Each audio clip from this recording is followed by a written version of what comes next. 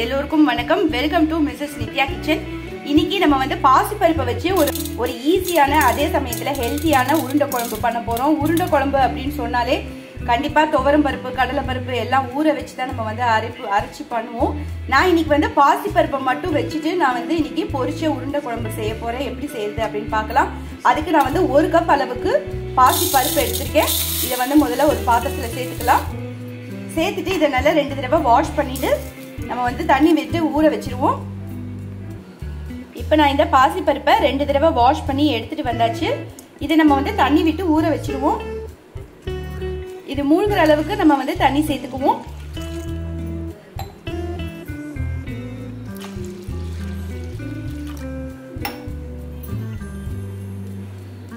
இது வந்து நல்லா நமக்கு ஊறி வரணும். பாசி பருப்பு அப்படிங்கறதுனால நான் வந்து ஒரு 1 மணி நேரம் ஊற வச்சுக்கிறேன். அதுவே நல்லா நமக்கு ஊறி வந்துடும். 1 மணி நேரம் கழிச்சு நம்ம பார்க்கலாம். இப்போ நான் வந்து ஒரு லிட்டோ இல்ல ஒரு தட்டோ வச்சு நம்ம மூடி வச்சிருவோம். 1 ஹவர் கழிச்சு பார்ப்போம். இப்போ பாத்தீங்கன்னா எனக்கு 1 மணி நேரம் ஆயிடுச்சு. நல்லா ஊற வச்சு பருப்பு நல்லா பெருசு பெருசா நல்லா ஊறி வந்துருச்சு. இப்போ இதை வந்து நம்ம மிக்ஸி ஜார்ல போட்டு நம்ம அரைச்சிக்க போறோம். இப்போ நான் வந்து மிக்ஸி ஜார் எடுத்துட்டு அதுல பருப்புல உள்ள தண்ணி எல்லாத்தையும் வடிய வச்சுட்டு நான் சேர்த்துக்கிறேன். இப்போ நான் வந்து பருப்பு எல்லாத்தையுமே நான் வந்து தண்ணி எல்லாத்தையும் நல்லா வடிய வச்சுட்டு சேர்த்திருக்கேன். காரத்துக்கு ஒரே ஒரு மிளகாய் வத்தல், இந்த பருப்புக்கு தேவையான அளவு உப்பையும் சேர்த்துடுறேன். ரொம்ப நைஸாவும் இல்லாம கொரகொரப்பாவும் இல்லாம நான் வந்து அரைச்சி எடுத்துட்டு வந்துடுறேன். இப்போ அரைச்சதை நம்ம வந்து ஒரு பாத்திரத்துல மாத்திக்கலாம். இப்போ நான் அரைச்ச மாவோட பெரிய வெங்காயம் சேர்த்திருக்கேன். 2 வெங்காயம் எடுத்துட்டு பொடிசா கட் பண்ணி வச்சிருக்கேன். அதையும் நான் ஃபுல்லா சேர்த்துக்கிறேன். வாசனைக்காக கொஞ்சமா பெருங்காயத்தூளும் சேர்த்துக்கிறேன். சேர்த்துட்டு இதை நல்லா நம்ம வந்து கலந்து விட்டுருவோம். இப்போ வந்து உப்பு செக் பண்ணியாச்சு. காரமும் ஒரு மிளகாய் வத்தல் தான் நம்ம சேர்த்துருக்கோம். கரெக்டா இருக்கு நமக்கு. இதை நல்லா நம்ம வந்து பெருங்காயம் போட்டதுக்கு அப்புறம் நல்லா மிக்ஸ் பண்ணி எடுத்துடலாம். இதை நல்லா மிக்ஸ் பண்ணதுக்கு அப்புறமா நான் வந்து சின்ன சின்ன வடையா நான் வந்து போட்டு நான் எடுத்துக்கிறேன். இப்போ நான் வந்து கடாய் வச்சுட்டு அதுல கொஞ்சமா எண்ணெய் விட்டுருக்கேன். எண்ணெய் நல்லா காஞ்சி வந்துருச்சு. இப்போ நம்ம வந்து சின்ன சின்னதா நம்ம வந்து போண்டா மாதிரி நம்ம வந்து பொரிச்சு எடுத்துக்க போறோம். சின்ன சின்ன உருண்டைகளா நம்ம வந்து போட்டுக்கலாம். நம்ம ஒரு தடவை போடும்போது 6-7 நம்ம வந்து போட்டுக்கலாம். இப்ப பாத்தீங்கன்னா நான் வந்து மீடியம் ஃப்ளேம்ல தான் வச்சிருக்கேன். ஏன்னா பாசி பருப்புங்கனால நமக்கு சீக்கிரமா நமக்கு நல்லா பொரிஞ்சு வந்துடும். உள்ளேயும் வெந்துடும், அதே நேரத்துல வெளியிலயும் நல்லா நமக்கு பொரிஞ்சு வந்துருங்கனால மீடியம் ஃப்ளேம்ல வச்சுட்டே நம்ம வந்து இதை பொரிச்சு எடுத்துடலாம். இதை அப்படியே நான் வந்து திருப்பி போட்டுடுறேன்.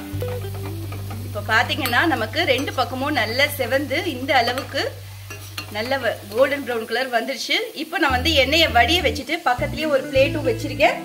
நான் வந்து டிஷ்யூ பேப்பர் வச்சுட்டு அதுல நான் வந்து நம்ம பொரிச்சது எல்லாத்தையும் எடுத்துக்குவோம். அடுத்ததும் நம்ம வந்து போட்டுடலாம். ரொம்ப ஈஸியா நம்ம இந்த உருண்டை வந்து செஞ்சிடலாம். உங்களுக்கு இந்த உருண்டை மாவு வந்து ரொம்ப தண்ணியா இருக்கு அப்படின்னா நீங்க கொஞ்சம் அரிசி மாவு போட்டு மிக்ஸ் பண்ணி கூட நீங்க வச்சுக்கலாம். நல்ல நைஸா வேணும்னா நைஸா அரைச்சிக்கலாம், இல்ல கரகரப்பா வேணும்னா கரகரப்பா அரைச்சிக்கலாம். உங்களுடைய ஆப்ஷன் தான் எல்லாமே. இப்ப நான் வந்து அடுத்ததும் போட்டு நல்ல எங்க கேப் இருக்கோ அங்க எல்லாமே நான் வந்து ஃபில் பண்ணிடுறேன். ஒரு 7-8 நம்ம வந்து போட்டுடலாம். பாத்தீங்கன்னா நமக்கு நல்ல வெந்து நல்ல சிவப்பா செவந்து வந்துருச்சு. இப்போ இதை வந்து நம்ம எண்ணெய் எல்லாத்தையும் வடிய வச்சுட்டு நம்ம அதே பிளேட்ல மாத்திக்குவோம். மீதி இருக்கிறதையும் நான் வந்து உருண்டையா நான் வந்து எடுத்து போட்டுடுறேன். ஒரு 2-3 தடவை நம்ம போட்டாலே போதும். என்னோடது சின்ன கடாய்ங்கனால 3 தடவையா நான் போட்டிருக்கேன். இதே இது நீங்க பெரிய கடாயில வச்சீங்கன்னா ஒரே டைம்ல நீங்க எல்லாமே போட்டு எடுத்துடலாம். பாத்தீங்கன்னா நமக்கு நல்ல செவந்து வந்துடுச்சு. இதோட நான் எடுத்துட்டு ஒரு பிளேட்ல மாத்திடுவோம்.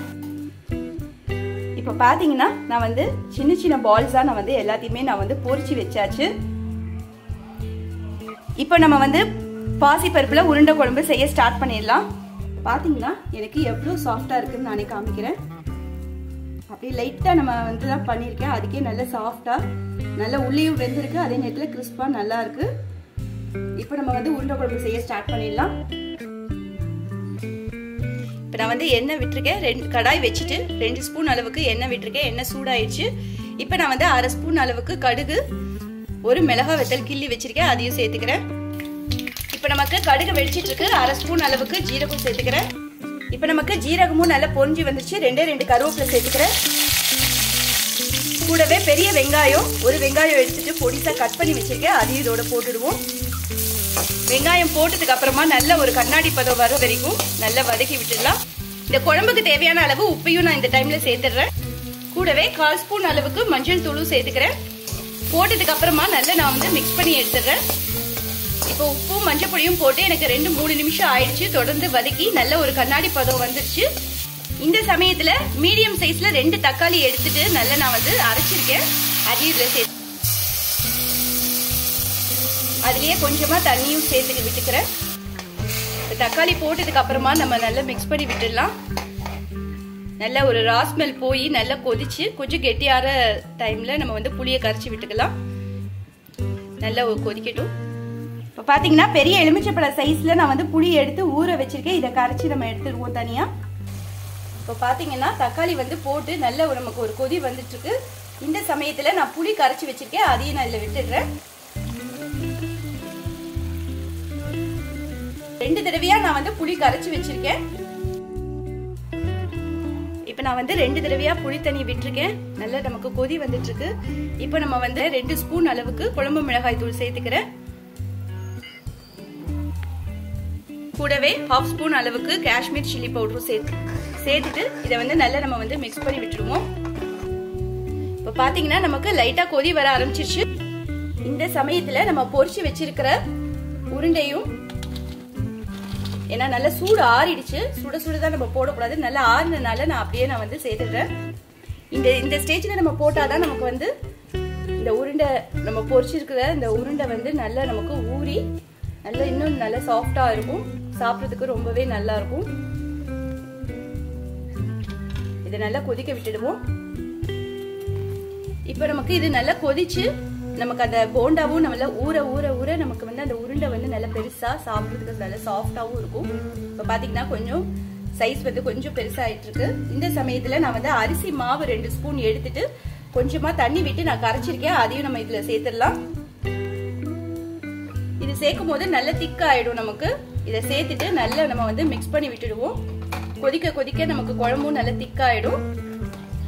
அதுக்குள்ள நமக்கு உருண்டையும் நல்ல உள்ள வெந்து சாஃப்டா நமக்கு வந்துடும். இப்போ பாத்தீங்கன்னா நமக்கு நல்ல ஓரளவு திக்கா ஆயிட்டு இருக்கு. பார்க்கும் போதே உங்களுக்கு தெரியும். உப்பு மட்டும் எனக்கு கொஞ்சம் கம்மியா இருந்தனால உப்பு கொஞ்சமா சேர்த்துட்டு நான் வந்து நல்லா மிக்ஸ் பண்ணி விட்டுருக்கேன். இப்போ இதுக்கு தேவையான அளவு பெருங்காயம் வந்து வாசனைக்காக கொஞ்சமா சேர்த்துக்கிறேன். கூடவே கொத்தமல்லியும் கருவேப்பிலையும் நான் சேர்த்து போட்டுக்கிறேன். நல்ல ஒரு வாசனையை கொடுக்கும். போட்டுட்டு நல்லா நம்ம வந்து மிக்ஸ் பண்ணி விட்டுடுவோம். அவ்வளவுதான், நம்மளுடைய உருண்டை குழம்பு ரெடி ஆயிடுச்சு. இதோட நான் கேஸ் ஆஃப் பண்ணிடுறேன். ஆற நமக்கு இன்னும் நல்ல கெட்டியான பதம் வந்துடும். அப்புறம் நம்ம ரொம்ப கொதிக்க விட்டுட்டோம் அப்படின்னா நமக்கு குழம்பு கம்மியாயிடும், உருண்டை நிறைய இருக்கும். அதனால இந்த ஸ்டேஜ்ல ஆஃப் பண்ணி வச்சோம்னா நமக்கு அளவு வந்து கரெக்டா இருக்கும். இது கொஞ்சம் ஆறினதுக்கு அப்புறம் பார்க்கலாம். இந்த பாசிப்பருப்பு உருண்டை குழம்புக்கு நான் வந்து சைட் டிஷ்ஷா வந்து பொட்டேட்டோ ஃப்ரை தான் பண்ண போறேன். அது எப்படி பண்றது அப்படின்னு பார்க்கலாம். இப்போ வந்து உருளைக்கிழங்கு ஃப்ரை தான் பண்ண போறேன். அதுக்கு நான் வந்து 3 உருளைக்கிழங்கு மீடியம் சைஸ்ல நல்ல பெரிய பெரிய உருளைக்கிழங்காய் எடுத்துட்டு தோல் சீவிட்டு கருக்காம இருக்கணுமேங்கிறதுக்காக தண்ணியில போட்டு வச்சிருக்கேன். இப்போ நம்ம வந்து உருளைக்கிழங்கு ஃப்ரை செய்ய ஸ்டார்ட் பண்ணிடலாம். நான் கடாய் வச்சுட்டு அதுல ஒரு 4 ஸ்பூன் வரைக்கும் எண்ணெய் விட்டுருக்கேன். எண்ணெய் சூடாயிடுச்சு. 1/2 ஸ்பூன் அளவுக்கு கடுகு, 1/2 ஸ்பூன் அளவுக்கு உளுத்தம்பருப்பு, 1/2 ஸ்பூன் அளவுக்கு கடலை பருப்பு சேர்த்துக்கிறேன். கூடவே 2 கருவேப்பிலையும் போட்டுட்டு நல்லா வதக்கிடுவோம். கடுகு நல்லா வெடிச்சிருச்சு. இந்த சமயத்துல நல்ல ஒரு பெரிய வெங்காயமா எடுத்துட்டு அதை பொடிசா கட் பண்ணி அதையும் இதுல சேர்த்துடுறேன். வெங்காயத்தை நல்லா நம்ம வந்து கண்ணாடி பதம் வர வரைக்கும் நல்லா வதக்கி விட்டுடுவோம். இப்போ இதுல கொஞ்சமா மஞ்சள் தூள் சேர்த்துக்கிறேன். கூடவே இதுக்கு தேவையான அளவு உப்பையும் நம்ம சேர்த்துருவோம்.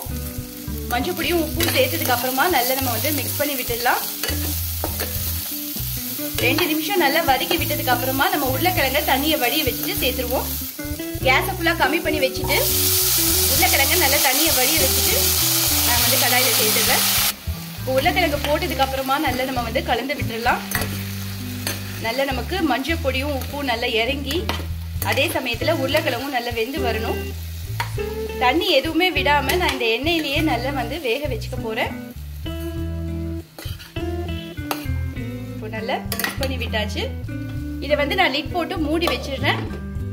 ஒரு 3-4 நிமிஷம் நம்ம அப்படியே வச்சுட்டு அதுக்கப்புறம் பார்க்கலாம். இப்போ பார்த்தீங்கன்னா எனக்கு ஒரு 3 நிமிஷம் ஆயிடுச்சு. நமக்கு 50% வரைக்கும் நல்லா வெந்து வந்துருச்சு. இப்போ நம்ம வந்து மசாலா எல்லாமே நம்ம சேர்த்துருவோம். 1 ஸ்பூன் அளவுக்கு காஷ்மீர் சில்லி பவுடர் சேர்த்துக்கிறேன். 1 ஸ்பூன் அளவுக்கு தனியா தூள் சேர்த்துக்கிறேன். சேர்த்துட்டு இதை நல்லா கலந்து விட்டுடுவோம். ஏன்னா நம்ம குழம்பு மிளகாய் தூள் போட்டுக்கிறதுனால இதுக்கும் நம்ம அதை போடாம இந்த மாதிரி போடும்போது நமக்கு டேஸ்ட் வந்து நல்லா இருக்கும். ரெண்டுமே காரமா இருந்தாலும் நமக்கு சாப்பிட்றதுக்கு கஷ்டமா இருக்கும். அதனால ஒண்ணு வந்து கொஞ்சம் காரம் கம்மியா போட்டோம்னா டேஸ்ட் நல்லா இருக்கும். உங்க காரத்துக்கு ஏற்ற மாதிரி நீங்க சேர்த்துக்கோங்க. இதை போட்டுட்டு நல்லா மிக்ஸ் பண்ணி விட்டுட்டு திருப்பி நான் வந்து மூடி வச்சிடுறேன். நல்லா காரம் அந்த உப்பு அந்த மசாலா எல்லாம் நமக்கு இறங்கி நமக்கு டேஸ்ட் நல்லா இருக்கும். நான் அப்படியே லிட் போட்டு மூடி வச்சிடுறேன். இப்போ பாத்தீங்கன்னா நமக்கு நல்லா ஃப்ரை ஆயிடுச்சு. நல்லா வெந்து நமக்கு டேஸ்ட் ரொம்பவே நல்லா இருக்கு. உப்பு காரம் எல்லாமே பெர்ஃபெக்ட்டா வந்திருக்கு. இதோட நான் கேஸ் ஆஃப் பண்ணிடுறேன். அவ்வளவுதான், நம்மளுடைய பொட்டேட்டோ ஃப்ரையும் ரெடி ஆயிடுச்சு. இப்போ பாத்தீங்கன்னா நம்மளுடைய லஞ்ச் ரெசிபிக்கு உருண்டை குழம்பு, பாசி பருப்புல நான் வந்து உருண்டை குழம்பும் பக்கத்துலயே நான் வந்து பொட்டேட்டோ ஃப்ரையும் வச்சிருக்கேன். சூடான சாதத்துல நம்ம இந்த உருண்டை குழம்பு விட்டு சாப்பிட்டோம்னா அவ்வளோ டேஸ்டா இருக்கும். நான் இன்னைக்கு வந்து பொரிச்சு பண்ணியிருக்கேன். உங்களுக்கு பொரிக்க வேண்டாம், ஆயில் வேண்டாம் அப்படின்னு நீங்க நினைச்சீங்கன்னா அதை நல்லா கெட்டியா நீங்க அரைச்சிட்டு அதை வந்து நீங்க பால்ஸா பிடிச்சிட்டு நீங்க வேக வச்சு கூட நீங்க வந்து போட்டுக்கலாம். ரொம்பவே நல்லா இருக்கும். கண்டிப்பா நீங்க ஒரு முறை செஞ்சு பாருங்க. இப்போ நான் வந்து இந்த குழம்பை பிசைஞ்சு பக்கத்துலேயே நான் வந்து உருளைக்கிழங்கு கறி வச்சுருக்கேன். நீங்களும் கண்டிப்பாக ட்ரை பண்ணி பாருங்கள். ட்ரை பண்ணி பார்த்துட்டு எப்படி இருக்குது அப்படின்னு மறக்காமல் சொல்லுங்கள். இந்த வீடியோ பிடிச்சிருந்தா லைக் பண்ணுங்கள், ஷேர் பண்ணுங்கள், கமெண்ட் பண்ணுங்கள். மிஸ்ஸஸ் நித்யா கிச்சனுக்கு சப்ஸ்கிரைப் பண்ணிக்கோங்க. தேங்க்ஸ் ஃபார் வாட்சிங்.